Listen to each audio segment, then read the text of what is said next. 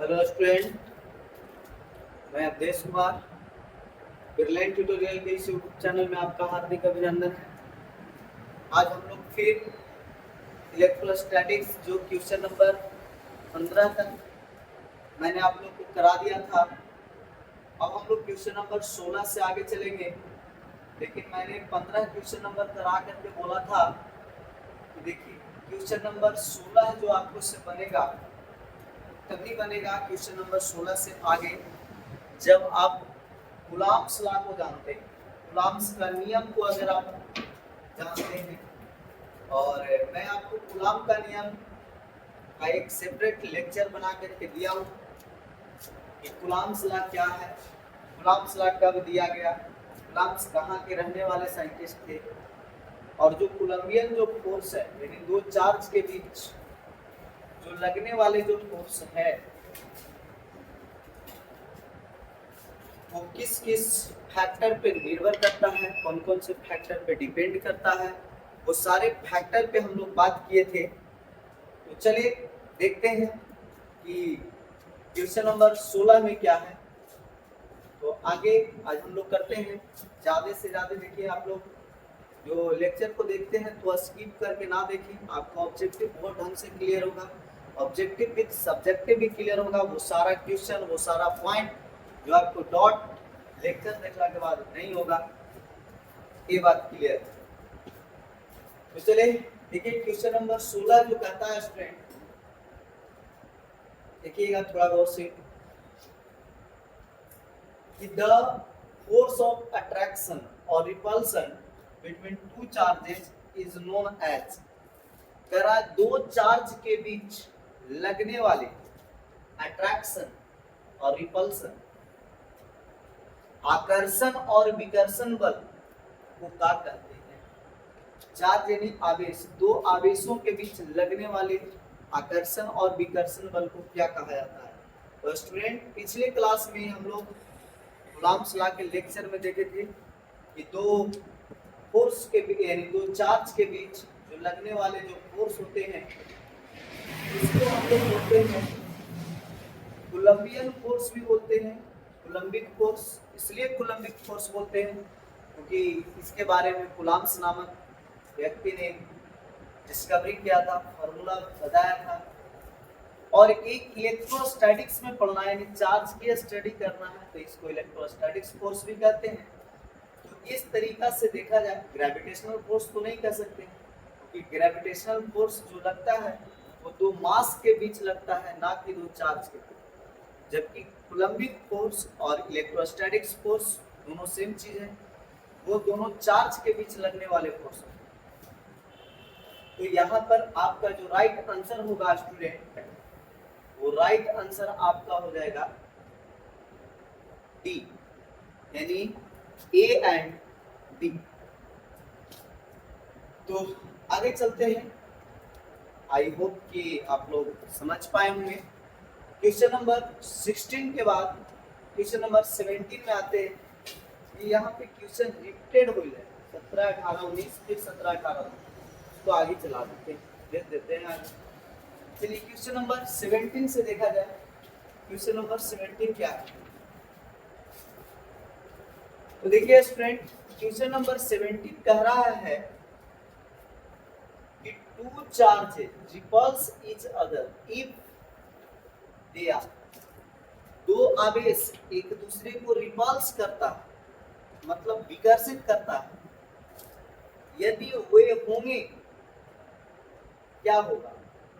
तो बताइए, Coulomb's law में भी मैंने बताया था, और आप लोग चार्ज की प्रॉपर्टीज जब मैं पढ़ा रहा था तो उस समय भी मैं आप लोग को चार्ज के प्रॉपर्टीज के बारे में बताया था कि चार्ज की एक प्रॉपर्टीज होती है कि लाइक चार्ज जो होते हैं, लाइक चार्ज जो होते हैं स्टूडेंट, वो एक दूसरे को रिपल्स करता है, रिपेल्स करता है। और अनलाइक चार्ज जो होंगे, अनलाइक चार्ज है ना, मतलब एक प्लस और एक माइनस, या माइनस और प्लस, ये अनलाइक, अलग अलग। ये एक दूसरे को क्या करते हैं स्टूडेंट, तो अट्रैक्ट करते हैं, यानी सिंपल सी बात है कि एक जैसा चार्ज रहेगा यानी प्लस प्लस रहेगा या माइनस माइनस रहेगा, तो यहाँ पर होगा दुश्मनी। रिपल्स का मतलब दुश्मनी। और अगर यही चार्ज प्लस माइनस रहे या माइनस प्लस, तो यहाँ पर होगा प्यार, अट्रैक्शन, खिंचाव, एक दूसरे को अट्रैक्ट करेगा। तो बताइए, कहता है कि कौन सा चार्ज होंगे जिसकी वजह से दोनों एक दूसरे को रिपल्स करेगा? आप ही लोग बताइए, लाइक चार्ज होगा या अनलाइक चार्ज होगा? कौन सा चार्ज होगा? तो यहाँ पे तो देखिए कि like charge repels to each, like charge एक दूसरे को रिपल्स करेगा। तो आपका राइट आंसर क्या हो जाएगा student? Option A, like charge. आगे चलते हैं हम लोग क्वेश्चन नंबर 18 की ओर। 18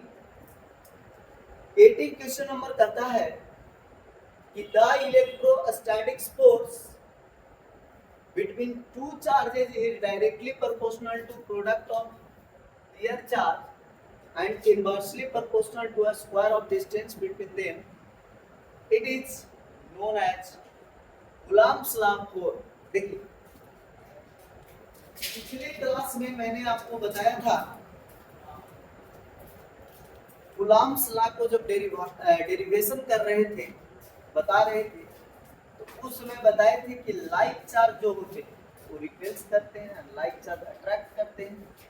और फिर मैंने बताया था कि चार्ज जो होते हैं वो डायरेक्टली प्रोपोर्शनल, यानी फोर्स जो होते हैं वो डायरेक्टली प्रोपोर्शनल चार्ज का होता है, चार्ज के मैग्नीट्यूड का, और इनवर्सली प्रोपोर्शनल होता है square of distance between them, उसके स्क्वायर के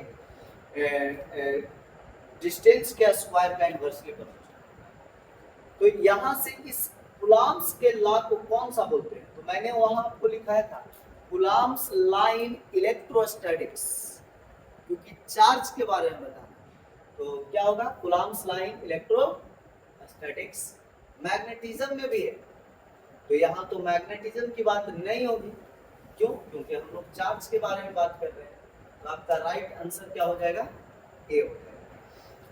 क्वेश्चन नंबर 19 में हम लोग चले तो if distance between two charge is increases then electrostatic force between them। देखिए, कहता है कि यदि दो चार्ज के बीच के डिस्टेंस को इंक्रीज कर दिया जाए, जैसे मान लिया जाए यहाँ पर एक चार्ज है और यहाँ पे एक दूसरा चार्ज है, क्यों? और ये दोनों के बीच जो डिस्टेंस है r, तो बताइए कुलाम्स का नियम क्या कहता है कि जो कुलम्बियन फोर्स होगा वो inversely proportional square of distance का हो, यानी दोनों के बीच जो डिस्टेंस है उसके स्क्वायर का हो। तो यहां से अगर आप देखिए तो ये जो r स्क्वायर है, ये डिस्टेंस है, तो इनवर्सली प्रोपोर्शनल का मतलब ही होता है कि जब एक बढ़ेगा तो दूसरा घटेगा। तो बताइए स्टूडेंट, अगर आप डिस्टेंस को बढ़ा दीजिएगा तो बताइए फोर्स घटेगा कि नहीं? मैंने आपको एक प्रयोग के द्वारा भी इसको समझाया था, बोला था कि अगर आपके आसपास में चापाकल होंगे या गेट होगा, जैसे देख लीजिए अगर एक गेट है तो यहाँ से अगर आप खोलिएगा तो आसानी से खुल जाएगा, ऐसा आसानी से खुल जाएगा। जबकि आप यहाँ से खोलिएगा तो थोड़ा ज्यादा बल लगाना पड़ेगा, खुलेगा लेकिन ज्यादा बल लगाना पड़ेगा। क्यों? क्योंकि डिस्टेंस घट गया, डिस्टेंस घट गया तो फोर्स बढ़ गया। जबकि यहाँ से लगा रहे थे तो डिस्टेंस ज्यादा हो गया था, तो फोर्स क्या होगा? घटेगा। तो बताइए, यहाँ पे कहता है कि अगर डिस्टेंस को इंक्रीज कर दिया जाए तो बताइए इलेक्ट्रोस्टैटिक्स फोर्स क्या होगा? डिस्टेंस बढ़ेगा तो फोर्स क्या होगा? घटेगा, यानी फोर्स जो होगा वो डिक्रीजेज होगा। तो आपका राइट आंसर हो जाएगा 19 का बी। अब आते हैं क्वेश्चन नंबर 20 की ओर 20। तो कूलम्बिक फोर्स इज, अब बताइए कुलम्बिक फोर्स जो था वो अट्रैक्शन भी था और रिपल्सन भी करता था। तो अट्रैक्टिव नेचर का भी है, रिपल्सिव नेचर का भी है। अट्रैक्टिव नेचर का कब होगा? जब जब एक पॉजिटिव चार्ज रहेंगे और दूसरा नेगेटिव, ना, एक पॉजिटिव और दूसरा नेगेटिव, तो यहाँ पे जो फोर्स लगेगा वो अट्रैक्टिव होगा। और अगर ये भी पॉजिटिव या ए नेगेटिव और ए भी नेगेटिव यानी दोनों सेम चार्ज रहेंगे, वहां पे रिपल्सन होगा। तो बताइए यहाँ कह रहा है कूलम्बियन फोर्स कैसा होता है? ओनली अट्रैक्टिव ओनली होता है? नहीं भाई, रिपल्सिव भी होता है। Repulsive only? बिल्कुल नहीं, ये भी नहीं हो सकता है, ये भी नहीं हो सकता है। कह रहा है कि आइदर रिपल्सिव और अट्रैक्टिव, कभी अट्रैक्टिव होगा या रिपल्सिव हो सकता है। तो बिल्कुल सही है, आपका राइट आंसर क्या हो सकता है?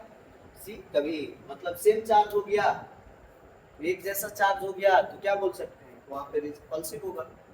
अपोजिट चार्ज आ गया तो अट्रैक्टिव होगा। तो आपका राइट आंसर क्या हो जाएगा? Right answer C. अब बताइए, आप लोग बताइएगा इसको 21 का। SI unit of electrostatics force, बताइए स्टूडेंट क्या होगा? इलेक्ट्रोस्टैटिक्स फोर्स का यूनिट उसको रहते जो वैसे की बॉडी में। SI unit of electrostatics force, बताइए स्टूडेंट क्या होगा ये? जल्दी बताइए, कमेंट कीजिए, बहुत इजी क्वेश्चन है, बोलिए। नहीं, देखिए कोई भी फोर्स रहे, खाली फोर्स रहे, इलेक्ट्रोस्टैटिक्स फोर्स रहे, ग्रेविटेशनल फोर्स रहे, है ना, सेंट्रीपिटल फोर्स रहे, सेंट्रीफ्यूगल फोर्स रहे, किसी तरह का फोर्स रहे, तो बताइए फोर्स का यूनिट क्या होता है? साधारण सी बात है कि फोर्स का यूनिट जो होता है स्टूडेंट, न्यूटन होता है। तो आपका राइट आंसर क्या हो जाएगा? न्यूटन। अब देखिए ये जो है बहुत इंपॉर्टेंट सवाल, बिहार बोर्ड के लिए एकदम मोस्ट इंपॉर्टेंट सवाल है। Value of 1/4 pi epsilon not, इसका वैल्यू क्या होगा? देखा, देखिए यहां सबसे खूबसूरती वाली बात यह है कि इसको मैं वैल्यू तो देवे किया है, लेकिन साथ साथ यूनिट अटैच किया। अब इस सवाल पूछने का दो मकसद हो गया। अगर खाली वैल्यू पूछता तो सिर्फ इसका वैल्यू देना चाहिए था, जो भी देता, लेकिन इसने क्या दिया है? यूनिट। इसका मतलब एक तीर से दो निशान, मतलब ये आपसे यूनिट भी पूछना चाह रहा कि क्या आपके पास रटा रटाया नॉलेज है या फिर आपने गहराई से पढ़ा है किसी चीज को? क्योंकि रटी हुई बातें ज्यादा दिन तक नहीं चलेगी। आपको क्या करना पड़ेगा? आपको समझना पड़ेगा, आपको ढंग से सीखना पड़ेगा। नहीं सीखिएगा तो ये समय जो है एक एक सेकेंड करके धीरे धीरे गुजर रही है और समय यूं देखते देखते क्या हो जाएगा, पार हो जाएगा। तो देखा जाए, चलिए बताते हैं। मैं आप लोग को बताया था 1/4 पाई एप्सिलॉन नॉट का वैल्यू जो होता है वो स्टूडेंट 9 × 10⁹ तो होता है। तो एक बात तो कंफर्म है कि 9 × 10⁹। तो बताइए एक ही में ऑप्शन है 9 × 10⁹। बाकी यहाँ देखिएगा तो ऑप्शन में क्या है? माइनस में। यहाँ 1 है, 1 तो पॉसिबल नहीं है। लेकिन अब देखिए स्टूडेंट इसका यूनिट कैसे निकालेंगे? तो बताइए एफ का वैल्यू क्या जाने थे पिछले क्लास में? 1/4 pi epsilon Q1 × Q2 upon R²। हमें इसका यूनिट निकालना है। तो इसका यूनिट निकालना है, तो आप बताइए, इसको इधर रहने दीजिए, बाकी सबको इधर भेज दीजिए। तो आप देखिएगा कि 1/4 पाई एप्सिलॉन, ये आर स्क्वायर इधर भागा में है तो इधर जाके गुना में हो जाएगा, तो एफ इंटू आर स्क्वायर, और Q1 इंटू Q2 जो इधर मल्टीप्लाई में है तो इधर जाके डिवाइड में हो जाएगा, यानी Q1 इंटू Q2।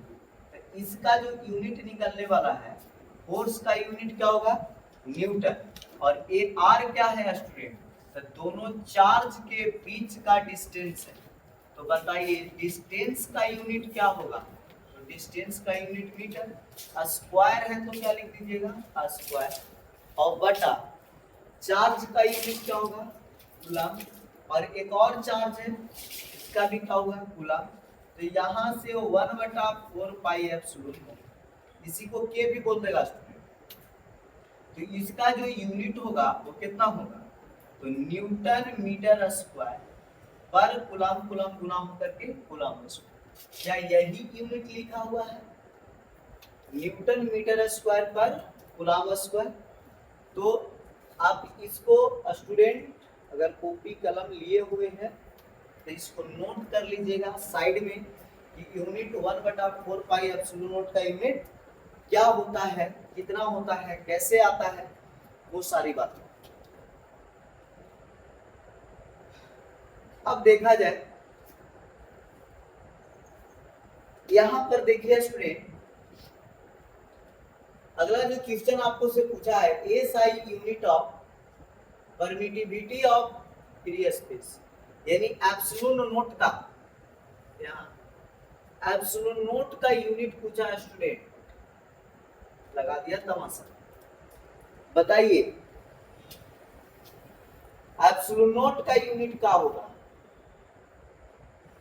इसी को थोड़ा सा आगे कैलकुलेट करें। बताइए स्टूडेंट, नीचे जो एप्सिलॉन नोट है 4 पाई एप्सिलॉन नोट, उसको ऊपर भेज सकते हैं तो कितना हो जाएगा 4 पाई एप्सिलॉन नोट, यहाँ से भी ऊपर जाएगा, नीचे वाला ऊपर होगा कूलम स्क्वायर, और नीचे आ जाएगा न्यूटन मीटर स्क्वायर। अगर ये 4 पाई इधर गुना में है तो भागा में भेजिएगा, तो 4 पाई ये सब कांस्टेंट का कोई यूनिट नहीं होता है। तो एप्सिलॉन नोट का जो यूनिट आ जाएगा स्टूडेंट, वो क्या आ जाएगा, कूलम स्क्वायर पर न्यूटन मीटर स्क्वायर। क्या जाएगा, कूलम स्क्वायर पर न्यूटन मीटर स्क्वायर। देख लीजिए कहीं है न्यूटन मीटर स्क्वायर पर कूलम स्क्वायर, नहीं हो सकता, कूलम स्क्वायर पर न्यूटन मीटर स्क्वायर, यानी आपका 23 का जो राइट आंसर हो जाएगा स्टूडेंट, वो ऑप्शन कौन हो जाएगा, बी हो जाएगा। आप देख लीजिए, बताइए यहां से निकालने आया तब तो, नहीं तो आप रटते भाई एप्सिलॉन नोट का unit coulomb per square, coulomb square पर न्यूटन मीटर स्क्वायर, ये होता है, ऐसे काम नहीं चलता है, रटने से कोई काम नहीं चलेगा। ठीक है, ये आईएससी है स्टूडेंट, इसमें आपको ब्रेन लगाना पड़ेगा, दिमाग से खेलना पड़ेगा, अन्यथा कुछ होने वाली बात नहीं है। रट जाइएगा, बिहार बोर्ड का सिद्धांत ही है, जानवे करते हैं, दुगना क्वेश्चन पूछता है, क्या ये सब पता न क्या बना के रख दिया, पढ़ाई का लेवल गिरा दिया स्टूडेंट, लेवल। ठीक है, तो आप लोग पढ़िए, क्योंकि इंटर कॉमन है, लेवल गिरा दिया है।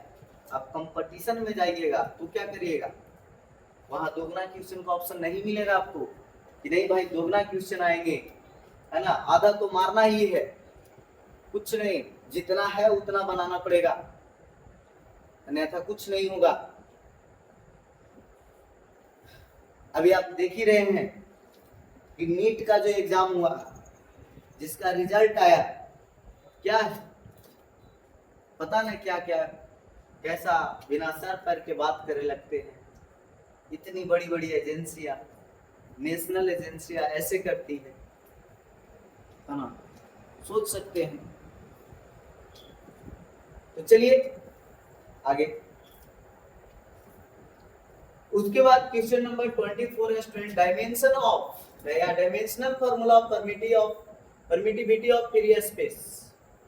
तो इसका डायमेंशन निकालिए स्टूडेंट, आसानी से निकल जाएगा, यहीं से निकाल देते हैं, काहे उतना खींच रहे हैं, यहीं से निकाल देते हैं। देखिए इसको मिटा देता हूँ स्टूडेंट, इसको हटा देता हूँ, मुझे जगह स्पेस मिल जाएगा। बताइए एप्सिलॉन नॉट का यूनिट क्या आया था? कूलम्ब स्क्वायर बटा न्यूटन मीटर स्क्वायर, ये आया था। अब बताइए कूलम्ब का डायमेंशन क्या होता है ना? तो कूलम्ब का dimension 80 Q is equal to होता है स्टूडेंट, देखिए कैसे निकलता है, चार्ज है ना, the Q is equal to I, है ना। द करेंट का क्या होगा? एम्पियर, और टाइम का टी, तो इसका डायमेंशन हो गया स्टूडेंट 80। अब बताइए स्क्वायर है ना, ए स्क्वायर टी स्क्वायर, और बटा न्यूटन का क्या होगा? तो न्यूटन का आपको होगा एम एल टी के पावर माइनस 2, यानी न्यूटन कहने का मतलब न्यूटन का डायमेंशन नहीं होता, फोर्स का डायमेंशन होता है। यानी न्यूटन किसका मात्रक है? फोर्स का। तो यहाँ पे फोर्स का डायमेंशन लिखिएगा एम एल टी के पावर माइनस 2, और ये मीटर स्क्वायर क्या है? तो मीटर क्या है? लेंथ, है ना। तो लेंथ का डायमेंशन जो होगा वो एल, और इसको पर स्क्वायर है स्टूडेंट, तो यहाँ हो जाएगा एल स्क्वायर। तो यहाँ से अगर चलिएगा यार, इसको थोड़ा सा सोल्व कीजिए तो देखा जाए, यहाँ एम नीचे प्लस में है तो ऊपर जाके माइनस में, एल 2 गो और एक 3 गो प्लस में है तो ऊपर जाकर के माइनस में, और टी के पावर माइनस में 2 है तो ऊपर जाके प्लस में 2, और 2 ऑलरेडी पहले प्लस में, तो टी के पावर 4 और ए स्क्वायर, यानी आपका m के power minus 1 L cube T के पावर 4 ए स्क्वायर मिला लिया जाए, किधर है m? ये तो नहीं हो सकता है, m के पावर माइनस 1 एल के पावर माइनस 3 एल के पावर माइनस 3, यस, नीचे प्लस में है स्टूडेंट तो ऊपर जाके माइनस में लिटिल मिस्टेक हो जाता है। यहाँ पे एल एल एल और एल स्क्वायर, एल क्यू होगा नीचे प्लस में है तो ऊपर जाकर के माइनस में होगा, यानी राइट आंसर आपका क्या हो जाएगा? बी हो जाएगा।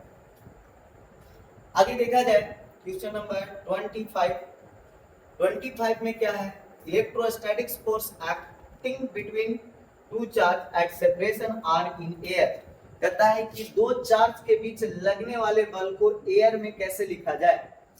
तो इसको नोट कर लीजिएगा, मैं मिटा रहा हूं।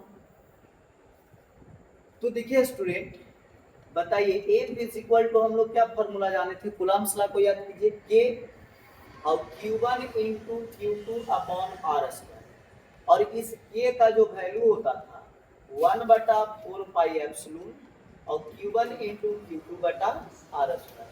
अगर इस एप्सिलॉन को जब हम लोग तोड़ते थे स्टूडेंट, तो 1/4 पाई एप्सिलॉन, एप्सिलॉन को तोड़ते थे, epsilon not into epsilon R होता था, और यहां पर होता था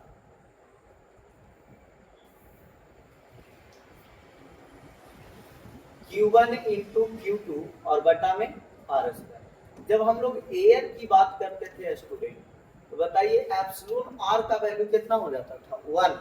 तो यहाँ से F इज इक्वल टू लिखेंगे तो 1/4 पाई एप्सिलॉन, इसका वैल्यू तो 1 हो गया, और उन्हें Q1 इंटू Q2 बटा आर स्क्वायर, और ये जो फार्मूला आया था वो किसके लिए आया है? एयर के लिए।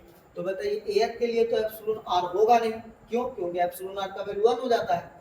तो बताइए यहाँ से एयर के लिए क्या फार्मूला होगा? 1/4 pi epsilon not Q1 into Q2 बटा आर स्क्वायर। तो आपका राइट आंसर कितना हो गया? यानी राइट आंसर बी हो गया 25 का 25। तो आज 3 क्वेश्चन मैंने करा दिया, आप लोग आगे भी बना सकते हैं, इसको में कोई दिक्कत वाली बात नहीं है स्टूडेंट। तो ज़्यादा वीडियो लॉन्ग हो जाएगा, इसलिए मैं इतना ही छोड़ रहा हूँ, और अंत में मैं यही कहना चाहता हूँ कि जितना मेहनत हो सकता है अभी कीजिए, क्योंकि बाद में पछताना ना पड़े। क्योंकि एक कहावत है, बाद में अगर पछताइएगा तो क्या होगा? अब पछताते होत क्या, जब चिड़िया चुग गई खेत, फिर पछताने से भी कुछ नहीं होगा। जब आपका समय निकल जाएगा तो सिर्फ और सिर्फ अफसोसें बच जाएगी। इसलिए जितना ज्यादा से ज्यादा हो सके पढ़िए, है ना। सपने देखिए, क्योंकि एपीजे अब्दुल कलाम बोले हैं सपने बड़ा देखना चाहिए, अगर सपने छोटे देखते हैं तो दिक्कत है। एपीजे अब्दुल कलाम बोलते हैं कि small dream is big crime, छोटी सपने जो होते हैं वो एक बहुत बड़ा क्राइम है। तो सपने बड़ा देखना चाहिए, छोटा नहीं। बस हौसला रखिए, क्योंकि हौसला रखिएगा तो वो सब कुछ मिलेगा जो आप चाहते हैं ना। अगर नहीं हौसला रखिएगा कुछ नहीं मिलेगा। इसलिए ज्यादा से ज्यादा पढ़िए। अभी आपका एक ही लक्ष्य है, सिर्फ और सिर्फ पढ़ना, ठीक है। जिस फील्ड में जाइए तबाही मचा दीजिए, ठीक है। तो इसी के साथ जय हिंद, जय भारत। फिर मिलते हैं नेक्स्ट वीडियो में।